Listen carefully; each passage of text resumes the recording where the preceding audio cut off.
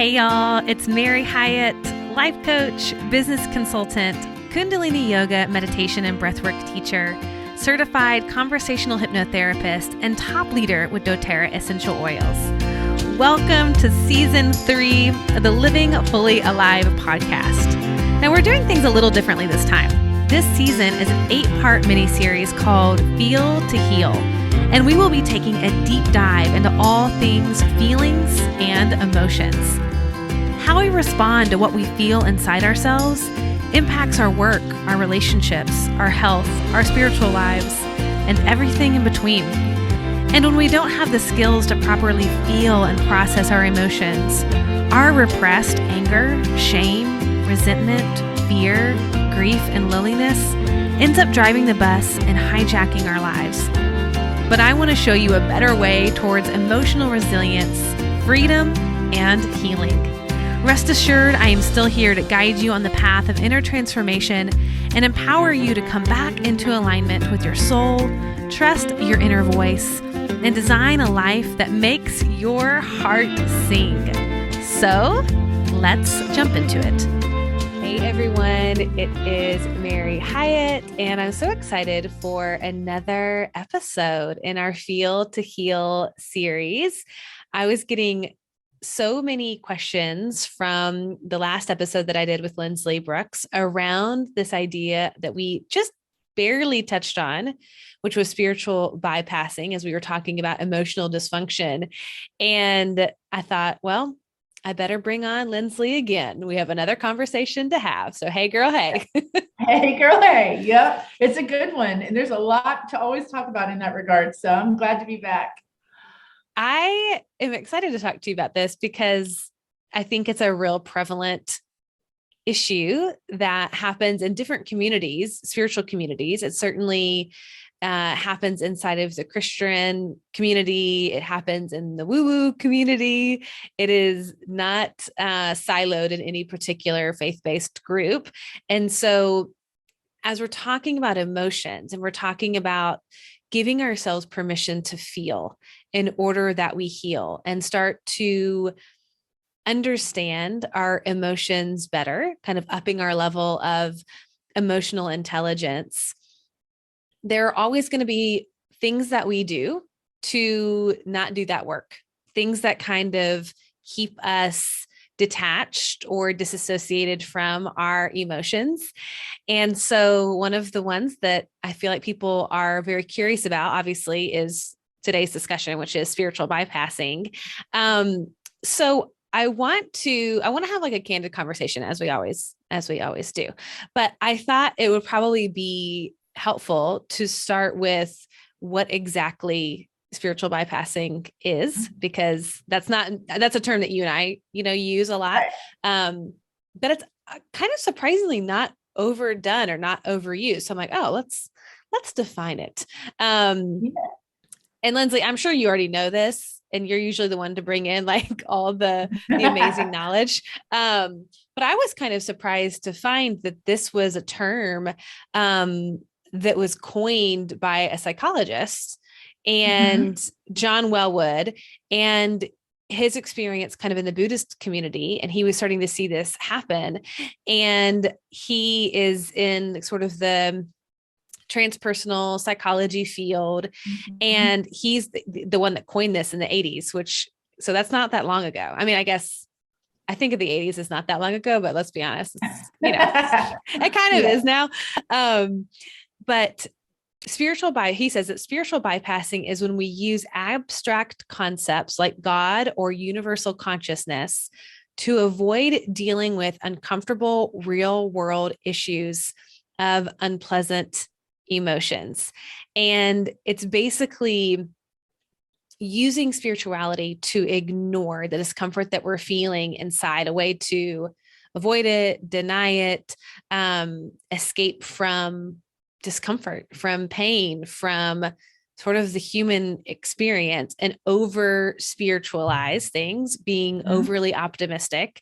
And we see this play out a lot, and it becomes a block to our ability to process and handle and deal with our emotions and just life experience, like stress and everything that we're going through. So I know that you have obviously experienced this in different communities, faith communities. Can you speak to like your experience both in the church and then also like outside of the church? Like how have you seen this show up?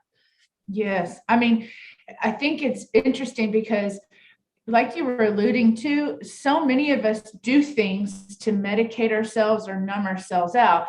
And it's like we do alcohol, shopping, whatever. But this Yeah. particular is bringing awareness to using a spiritual practice, spirituality, religion, whatever, using that to sedate, medicate, and to avoid. And so Yep. it's almost like using things that actually would be considered to be a positive thing. Right. We've even kind of thrown around in our little community over therapized, like something that actually is really a good thing to deal Yeah. with, emotional negative emotions or traumas, or looking at your shadow, but then to do something that would be considered positive, and then to actually use it in a covert way as a way Totally. to actually kind of disguise and push down, as opposed to like something that would be considered enlightening or something that would be like a form of connection to self. We actually use it in a very covert way to bury our pain. And Yeah. it is like human condition 101. We are just all so guilty of it. And so I think Yeah. anything that's out of balance is a form that could be used to our detriment. And so growing up in a very Christian traditional home and in a church, it's like, oh my gosh, you don't even realize it when you actually are giving Yes. something to God, give it to Jesus, pray about it. If you're in a negative space, that's the devil. If you're angry, that's the enemy trying to get you, or that's the enemy, trying to steal, kill, and destroy you, and then Yeah. moving to the more of the spiritual community, it was very much about, only focus on positive thinking, love and Right. light, good vibes only. Anything that had to do with having any kind of negative emotion was seen as a weakness. And it was seen as you not doing your spiritual practice of detachment, right? Because even to allude to where this term even came from, I think it's fascinating that it was the Buddhist community who was all about detachment energy, right? And Right. so anything that could actually be used to our benefit, when it's used as a way to bury or to disassociate or to detach us from doing the work that we actually need to be doing, Yeah. that's to me spiritual bypassing, and that's when it gets dangerous. Well, and I think you touch on something really important. It's not that meditating, praying, seeking advice, reading scripture, reading spiritual texts, some of these things that are practices. It's not that any of these things are bad, or we're saying like, okay, you shouldn't be doing them. What we're saying is when they're used as an excuse to help you like cope with something that feels really overwhelming or scary, when it becomes like a defense mechanism, and that's really what spiritual bypassing is, it becomes a way of, and I love that you use the word covert, like covertly trying to find our ways back to a sense of security and safety, because otherwise, when things that are challenging happen, when we have emotions that arise inside of ourselves that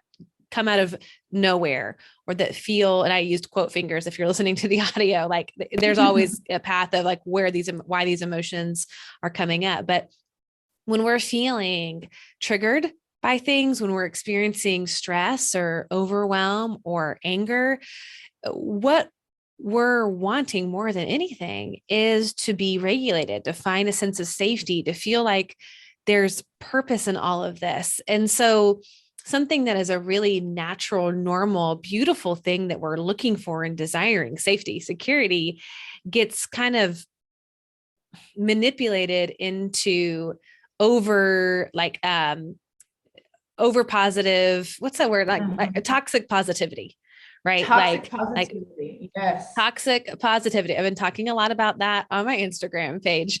But it really is like a defense mechanism, and that it shields us from the truth, right? We get to not have to go into some of those heavier, darker, uncertain places when we can kind of like throw it off to God, or we'll talk about kind of what this looks like in practicality. I know you've already mentioned a few of them.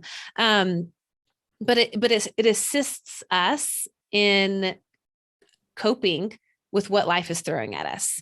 And so if we're not careful, we're taking something that's really beautiful and obviously a need to find safety, and we're skipping the middle part. Yeah. Right. So it's like discomfort comes up and we want to hurry up and get to the part where it's all okay. And that's a real human need to want and a desire to escape pain, to feel okay, to feel safe. But there's this middle piece that by bypassing it, it never really gets dealt with. And so it gets buried, it gets stuffed, it goes into the body. It creates allostatic load, like stress building up in the body that then comes out sideways. And I think we know what this is like when like everything is great. And then all of a sudden, man, you can't hold that stance forever, that everything's great, that good vibes only. Like there's a point where your humanness, hijacks the situation. Well, and then I love that you said that, because it's almost like all of a sudden love, light, good vibes only end up being used as weapons against ourselves. And I definitely feel like it is a form. We talked a little bit about gaslighting and all that kind of stuff, but I mean, it's essentially like a dismissal or a deflection of like really what is really there. And even if you're not aware of what you're doing, I honestly believe, especially in spiritual or religious or therapeutic communities, there really isn't a good intention, right? So most of us have we're so not aware of what we're even doing. And then we're wondering why our lives still don't work and why things are still not shifting and progress, or patterns are not being transformed. It's literally because there's this whole other blind spot that we're in of how we're dealing with the actual issue. And we think that like, okay, if I pray away, meditate away, affirmation it away, or law attract it away, then it's supposed to do something, but it's not shifting. And it really is like, hey guys, those are amazing tools, but it's not the tool. Right. And I think if we kind of slow this down even more, because I'm thinking, okay, where does this come from? Like, how did we start this? Why is this such an issue? And I know that for me, and I'll speak to myself, but I was raised Eastern Orthodox, and it was very similar to Catholicism. And so in that tradition, you have these saints, right? And so there's this thing that you're trying to live into, which is sainthood, which is to be saintly, which is to be pure, which is to be whiter than snow without sin. And so we have somehow sort of bastardized this idea of sin and lumped into that emotions like anger, sadness, grief, some of the things that are more uncomfortable. It's like we've made sainthood, and you can put whatever words you want on that, whether it's the guru status or teacher, enlightenment, that whoever that is, whatever that representation is, has to be always compassionate, always kind, always in their love, always in their light. That what we think of as a spiritual person is above all of that. And so it's almost like we are on this journey we think that it's right and good to deny our humanness and ascend to this place where the human things don't touch us anymore. Right? That poverty and trauma and abuse and addiction and natural disasters and all the terrible things that happen in the world, that doesn't touch us, because we have this saint-like or guru-like kind of stance. And I don't know about you. I've done a lot of spiritual work. No, I do know. I know you have too. But I hate to break it to us all, but we are all human. Yeah. Yep. And you know what else too, as you're talking, I'm realizing that in like a form, and we can probably dive into what this really is looking like in practical terms, but I just thought about, there's even a strange reverse snobbery with spiritual bypassing. It can also manifest as like an entitlement, like because you're so spiritual, because you are so above you've risen above your emotions, or you've risen above all these calamities of the world, that you don't see the famine and the poverty and the abuse, but you also like kind of take on this arrogance, a spiritual arrogance, believing that like you're so much spiritually superior than even other people's practices. 100%. Well, and this is like a real practical thing, but even like people who say like, this is not in the realm of emotions or spirituality, but they say like, I'm colorblind, right? Like I don't see color.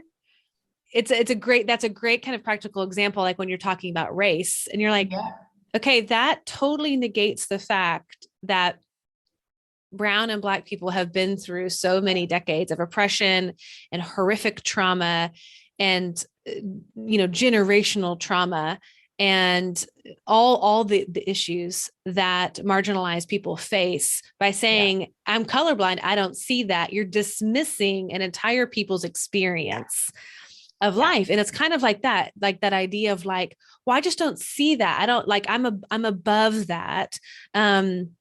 One of the other things that I think about that people say in the realm of this that can get perverted is like,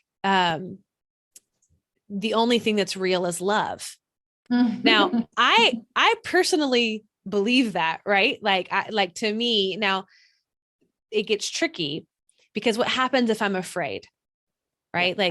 Like fear is an illusion, only love is real. But it's like, I've got to deal with the fact that I am going to be afraid. I am going to be angry. I am going to be resentful. I am going to get frustrated. I'm going to have these human experiences. Now I can remember that there are other options that are higher frequency or high vibe, right? Like love and gratitude and appreciation. But part of, to me, the emotional intelligence piece is creating space and room for all of it. Yes. Like it's all true. And yes, I may choose after I've dealt with it and processed through, I may want to experience a different emotional experience, like more love, and maybe working through my anger brings me to a deeper place of love or forgiveness or appreciation or gratitude.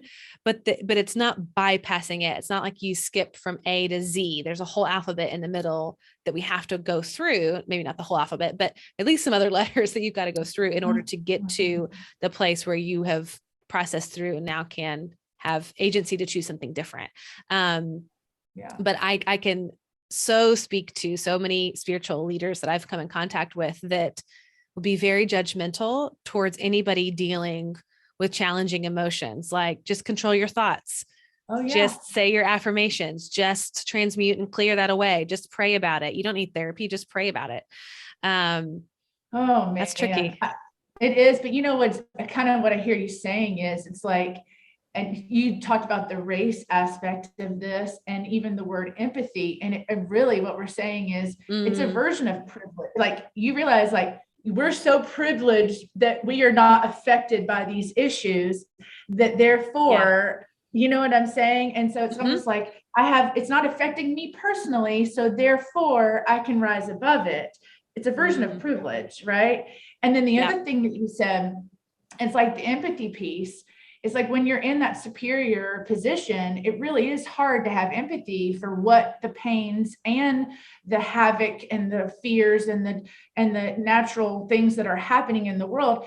It's hard when you're separated from that. And so it's kind of like, it's really easy to have empathy for things that you understand or people that think like you, right? But the whole purpose of what this spiritual work is to develop more of a consciousness around oneness and empathy and compassion. And so it's like, if we're not careful, we're thinking that we're being empathetic by being spiritual, but it's usually because it's already thinkings that have to do with our own world and our own, like the way that we believe about something already. So like to really practice empathy, you need to actually do it with something that's not already thinking like you, that actually isn't all tied up in a pretty bow. Does that make sense what I'm saying? Yeah. It's like, man, the very thing that we're supposed to be doing with the spiritual practices end up becoming the very thing that separate us from actually connecting and doing the work. Totally. Yeah. It blocks us from true connection, to true intimacy, when we have to be separate, to be better, to be special, to be enlightened, to be sinless, to be blameless, whatever that might be. And again, it's so fascinating to me how the emotional landscape gets thrown into some of these things, that we sort of put morality on top of emotions, which if you think about the emotional experience, it's neutral. And so now what we've done is we've made some emotions good and some emotions bad and attached that to morality, made it spiritual. When you think about dealing with emotion, that is a human experience that we all share. That is part of our oneness. That is part of accepting our humanity, is that we have this rainbow of emotions. We have highs and lows. We have peaks and valleys. We have a real biological response to the things that are happening in our life. And to me, our emotions are such an incredible way to invite us into deeper healing. They are asking for attention so that we can bring in more love. We can bring in more safety. We can bring in more security. Like if I have fear about something coming up, I can either dismiss that and say, fear is not from God, which would be spiritually bypassing it. And basically, I'm not allowed to experience fear, or fear not, et cetera, right? So I can do that. I can bypass it and say, oh, that's not sanctioned. That's a bad emotion. I'm not allowed to experience fear. Or I can meet myself in empathy and compassion and curiosity and lean into that and bring a deeper level of healing, where I can say, wait a second, what inside of me is afraid? What part of me needs soothed, comforted, attended to? What part of me is asking for attention? What needs to be witnessed and seen and heard inside of me, so that it can go, oh, okay, thank you. I am safe. Like I've got to meet myself in that fear and remind myself. And I think that when we say, I can't feel this, to the extent that we say that, I'm unwilling to feel this, this is not okay to feel, I'm above this, we self-abandon. And I know we've talked about that a lot, right? We leave the self, we self-abandon, and we literally, like in our need, abandon and say, I'm not willing to look at that. I'm not willing to sit with that. I'm not willing to be with the part of me that is feeling this, and this self-abandon, and we break trust with ourselves. And so I think that this is like really important to kind of go, wait a second, how often am I like invalidating my experience, which really is me abandoning that part of myself. Hey there, real quick. If you are at all feeling extra overwhelmed or exhausted by social media, or simply don't have energy to read through any more emails, believe me, I get it. That's why I want to invite you to connect with me over text. I send out weekly affirmations, words of encouragement, meditations, and of course, you'll be the first to know about any upcoming events or when I publish a new podcast episode. Plus, it's really me, so it's super easy. Just text 615-930-3522 or go to maryhyatt.com/text.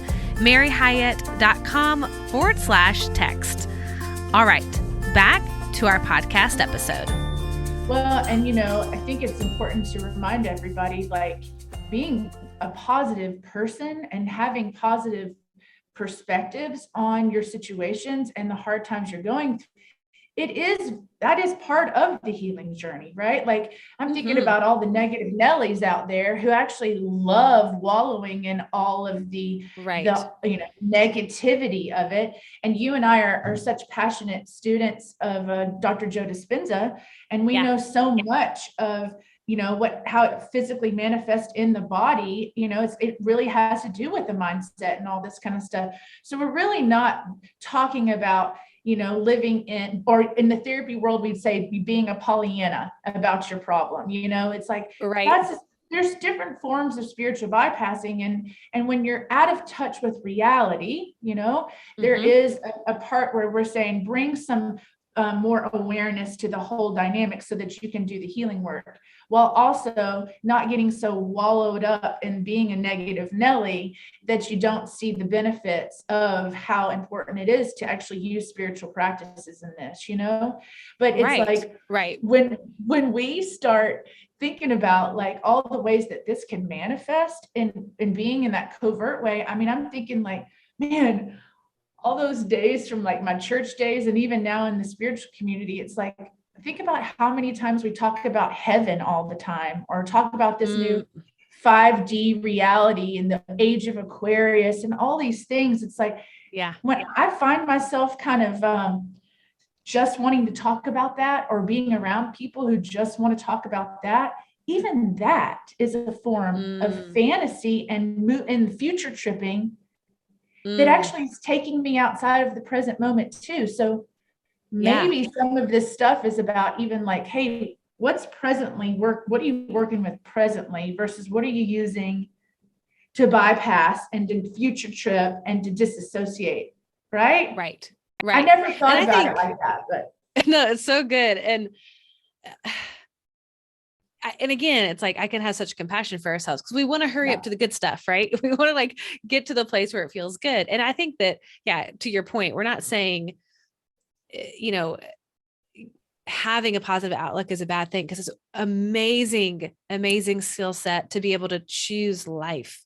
You know what I mean? To see our agency, to find our sense of empowerment in any given situation, to shift how we're thinking from ruminating on something and getting stuck in the emotion and replaying it and getting into that victim. Victimhood is also, there's a side step of that's also spiritual bypassing, kind of from a backwards way. But, we can get in that victim place real easily. And so we're not saying, hey, hang out there, wallow there, get stuck in that. It's almost like, how can I validate that I'm human? And then slow down to say, what is it that I need? And so in that moment, I might need to go connect to my higher power. I might need to remember I'm not alone in this world and pray.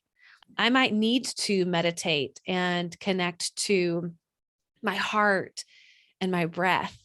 I might need to go seek advice from a spiritual teacher, somebody that I know. I might need to go read a spiritual text that reminds me that there is beauty in life, that there is healing in life, that there is forgiveness, that there is hope. Some of these beautiful things.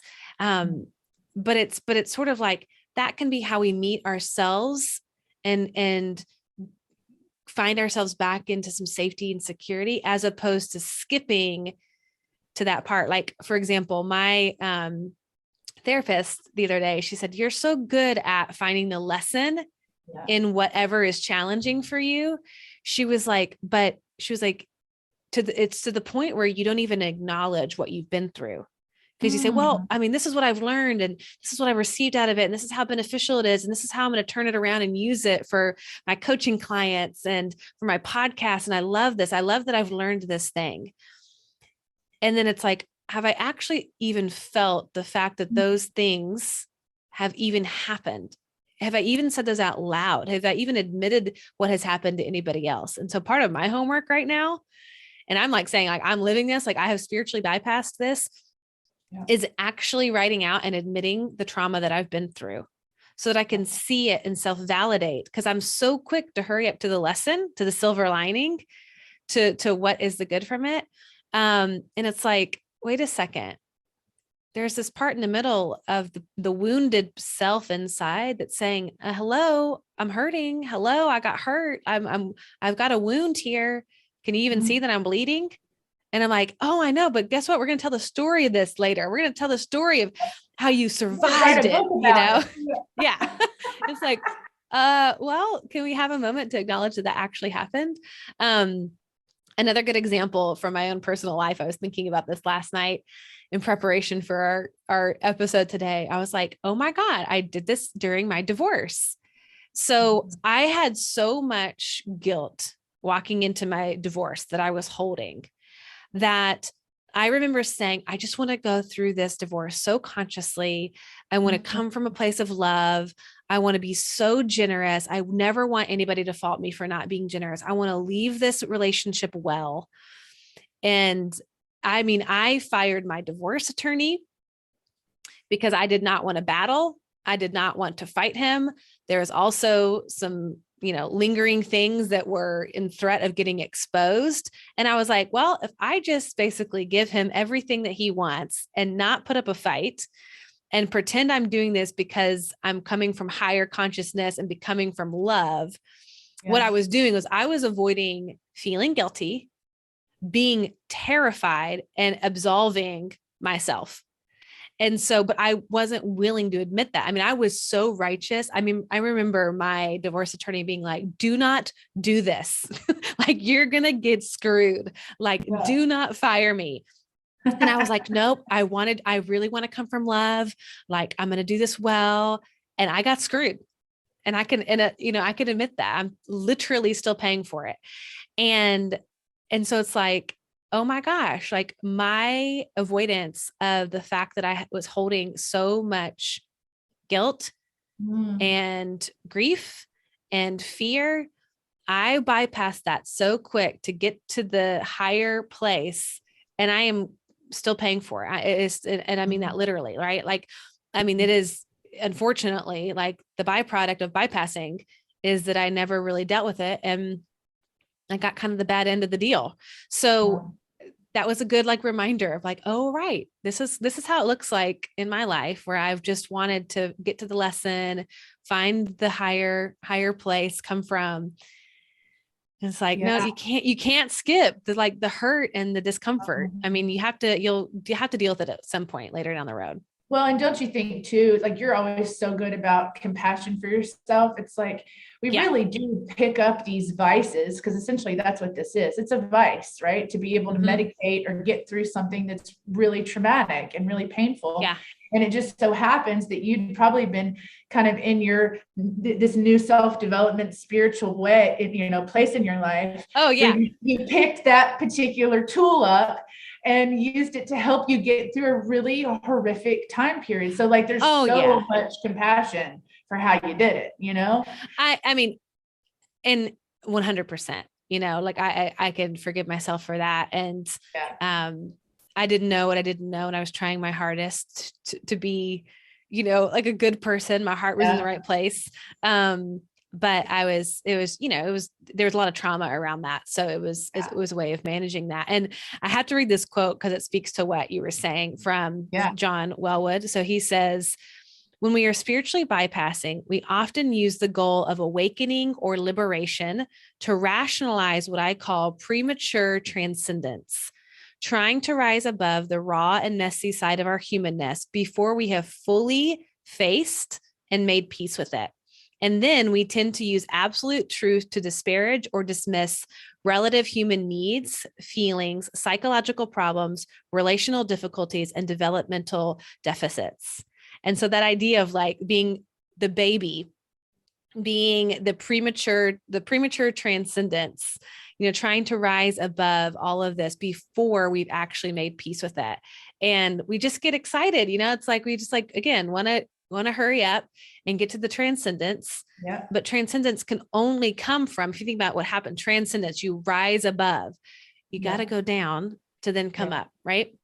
Yeah. I mean, God, that is such a beautiful quote. And it does remind me a little bit of like the transcendence piece. I think the reason why spiritual bypassing and religious bypassing is so intoxicating is because there is supposed to be a nirvana on the other end. There is some kind of utopia, heaven, 5D reality that is the ultimate high and the ultimate bliss. So it really kind of makes sense, like why we would choose that when you don't get more blissed out and happy and high than those, right?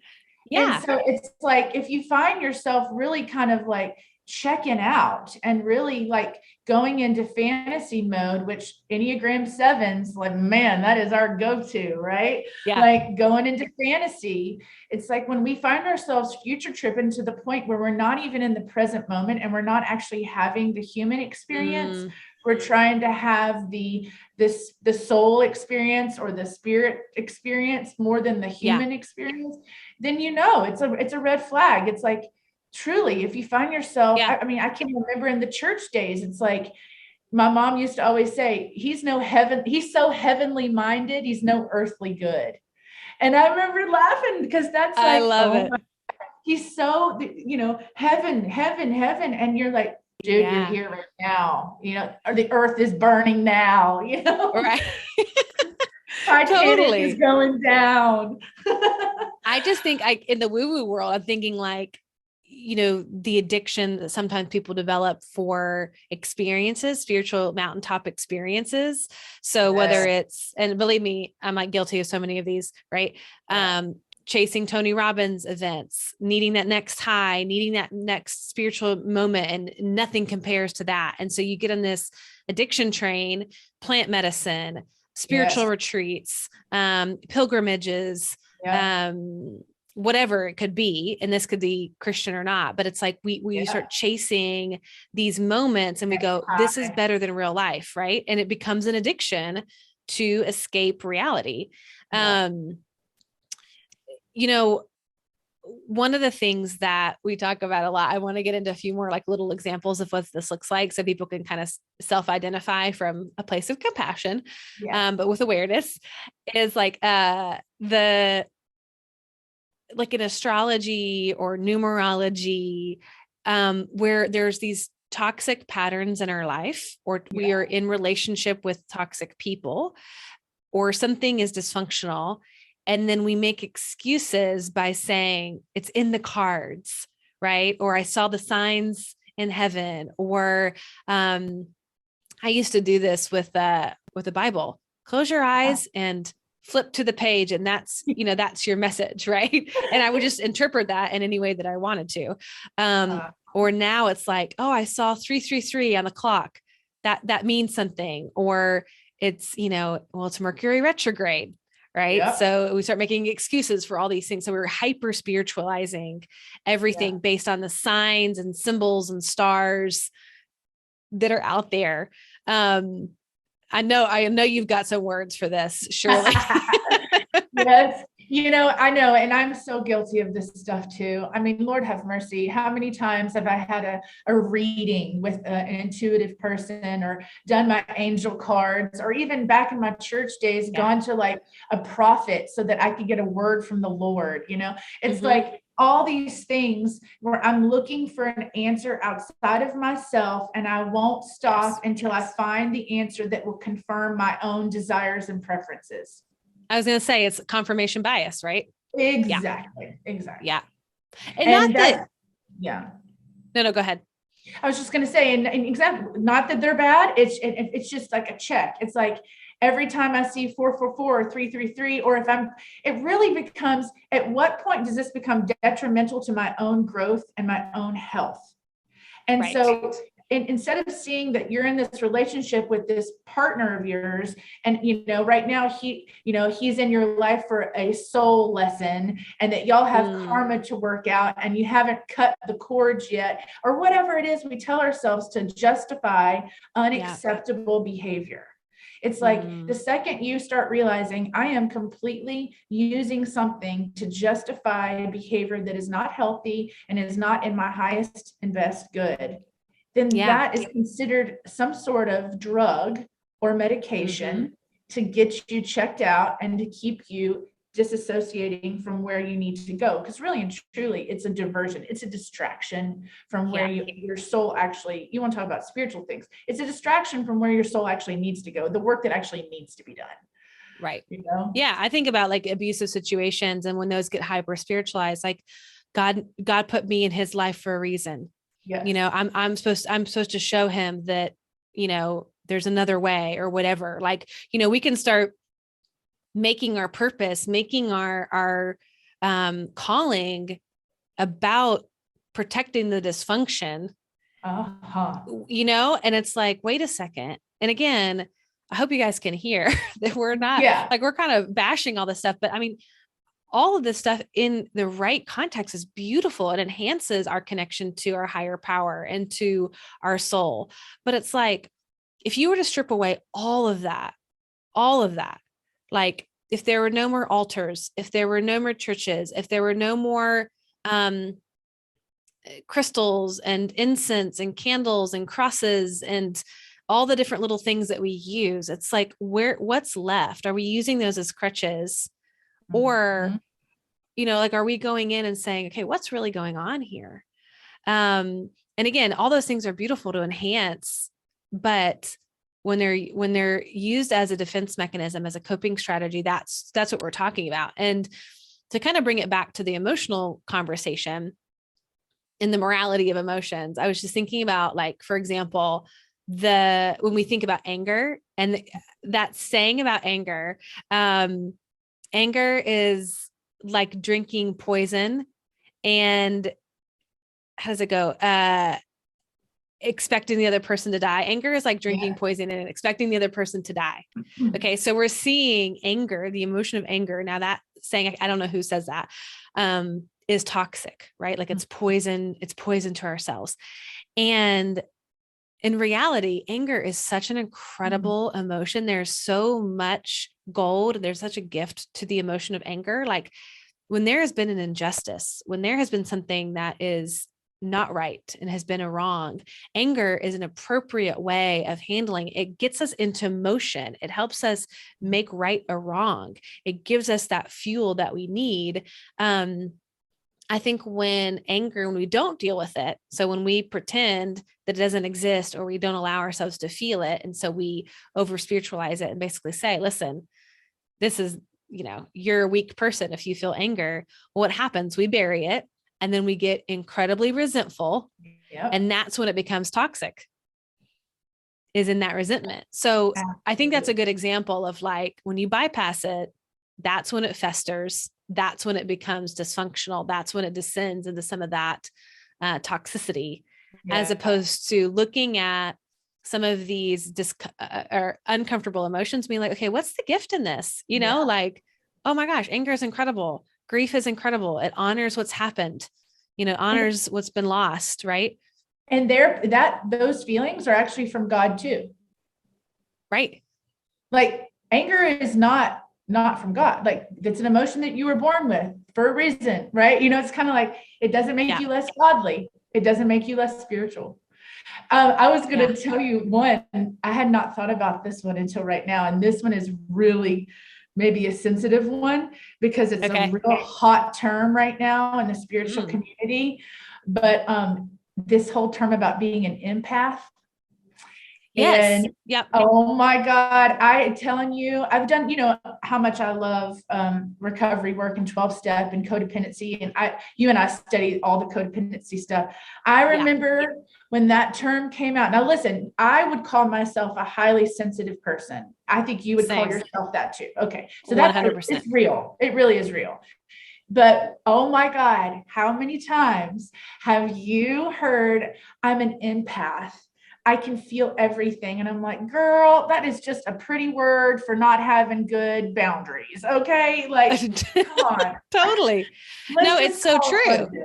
Yeah. Well, it goes into that victim place, right? As I was talking about earlier, when we start identifying or having that part of our identity, well, I am an empath.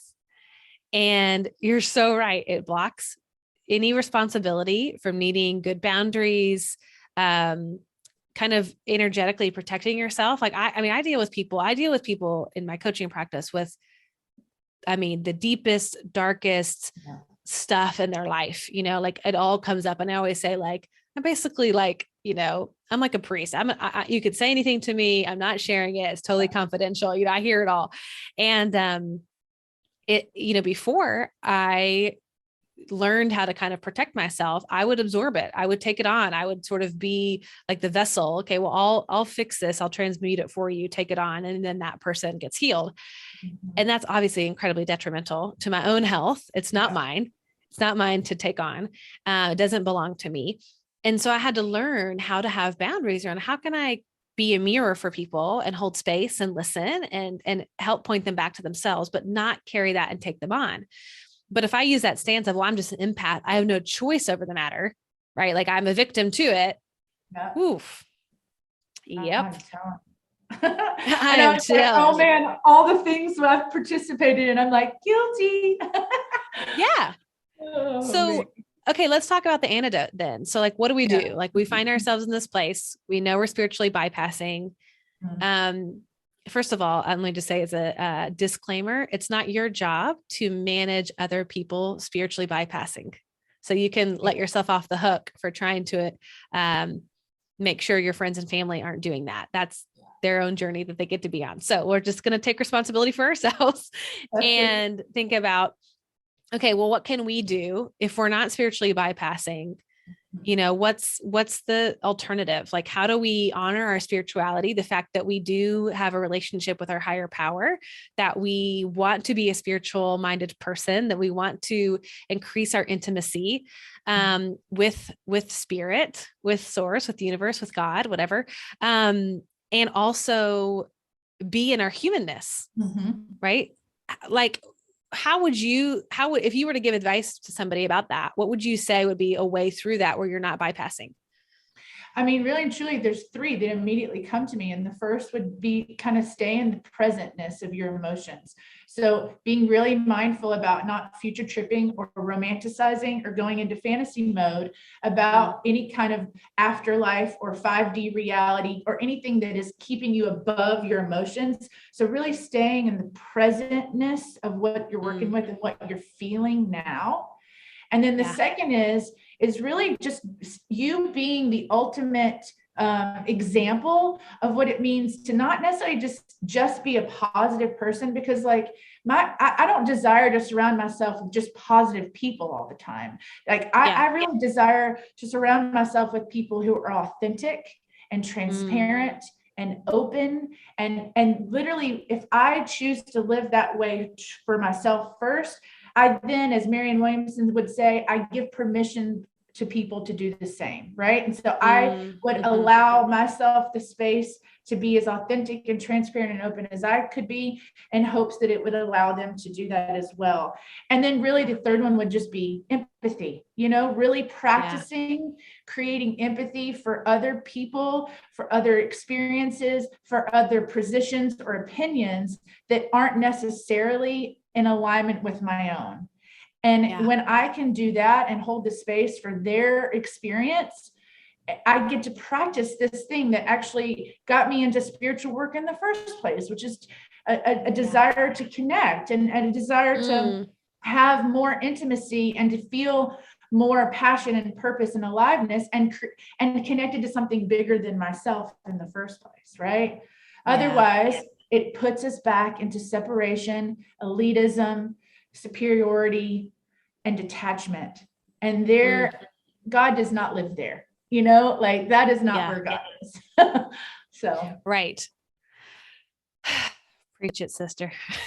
That's so good. That's so good. I feel like that's the perfect place to end. And this is obviously a great conversation. I hope that you Google this, Google spiritual bypassing, look at memes, look at images, get familiar with the covertness of this. So you can see, like, because it is covert, we don't oftentimes notice even when we're doing it. If you've been raised in any kind of spirituality, Christian, Buddhist, woo-woo, whatever, it's just part of the rhetoric. So it's hard sometimes to pull it apart and see it. So do a little research, do a little Google search. I think that was helpful for me at the beginning of being like, what is spiritual bypassing? And what does that even sound like?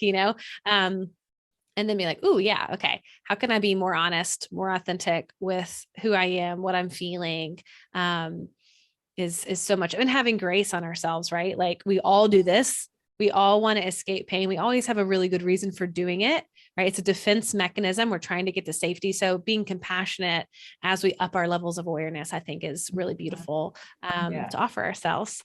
So Lynn, thank you. Love you. Fun. I love you. All right, y'all. I believe we have one episode left in our Feel to Heal series, which will be solo by me. So stay tuned for that. And if you haven't listened to the previous episodes, make sure to rewind. I've had some great conversations with experts in the emotional intelligence trauma field. I think you'll love the past episodes if you haven't already listened. But until next time, sending so much love. We will see you then. Bye. Hey there. Thanks so much for listening. If you enjoyed today's episode, make sure to share it to your Instagram stories and tag me at Mary G. Hyatt. Or, of course, share it with a dear friend, sister, or colleague. I think we could all use a little more emotional awareness, don't you think? Plus, if you haven't already subscribed to the Living Fully Alive podcast, make sure to do that now so you don't miss out on any of my episodes or guided meditations. All right.